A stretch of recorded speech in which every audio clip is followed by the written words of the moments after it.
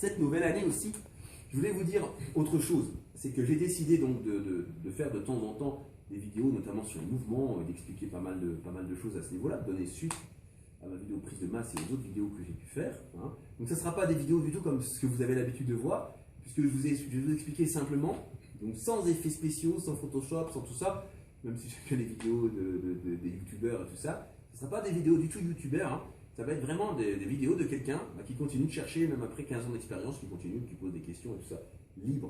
Donc il n'y a pas de haine, il n'y a pas de rage envers ça. Je ne prends jamais rage ou haine par rapport à des gens qui sont extérieurs ou que je ne connais pas. Pourquoi? Parce que comme je ne les connais pas, en fait ils peuvent raconter n'importe quoi.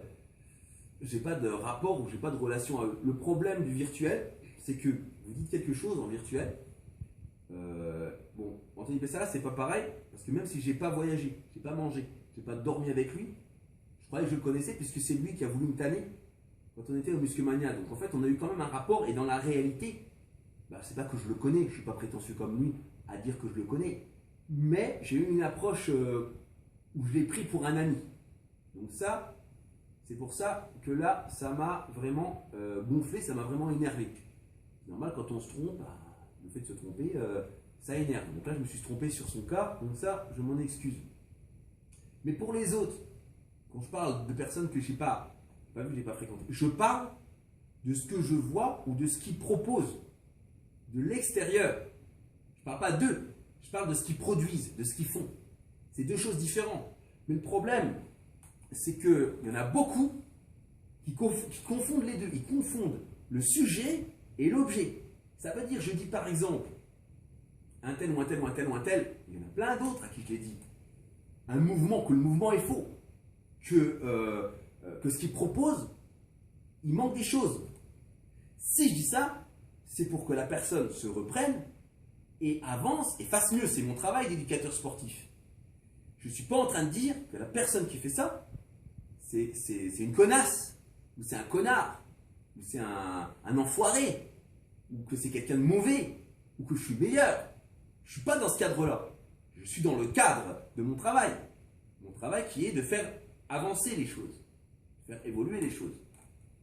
Alors ça, malheureusement, il y a des gens qui n'arrivent pas à comprendre ce phénomène-là. Donc moi, j'invite à ceux qui veulent travailler dans le bon sens à reconsidérer un petit peu cette chose-là. Si vraiment ils ont un problème personnel, parce qu'ils ne peuvent pas voir ma tête ou quoi, parce qu'effectivement on ne peut pas plaire à tout le monde, ils ne me supportent pas, etc. Bon, déjà, je les invite à vérifier un petit peu la différence entre ce qu'on peut raconter sur quelqu'un et ce qui est véritablement. Ça veut dire, quand la personne elle dit, le mec il a fait 13e, à aller voir au résultat et à voir qu'il a fait 2e. Okay, et après à imaginer soi-même en train d'essayer d'aller à ce niveau-là pour essayer de faire la même chose.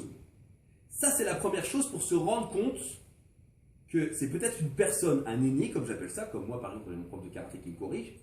Je ne vais pas lui dire non, je sais mieux que toi. Je vais regarder qui c'est, les résultats qu'il a fait, naturel ou pas, parce que même non naturel, pour arriver à se classer au Musclemania, il faut déjà pas faire n'importe quoi, ou pas même pas être, je dis pas faire n'importe quoi. Après, qui on est, etc., c'est différent, c'est la famille.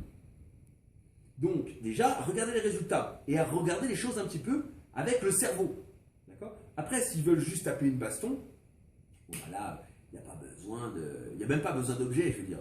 Si vous voulez vous taper une baston, avec moi ou avec n'importe qui d'autre dans la rue, vous l'attrapez, et puis vous faites votre baston, et puis voilà, basta. Mais en fait, ça ne sert à rien. Ou si, peut-être donner une satisfaction à celui qui va prendre le dessus. Mais on n'est plus du tout dans le contexte là. On n'est plus dans le contexte du bodybuilding, on n'est plus dans le contexte de la préparation physique. On a quitté le domaine du boulot. Et moi je vous le dis, il y a du taf.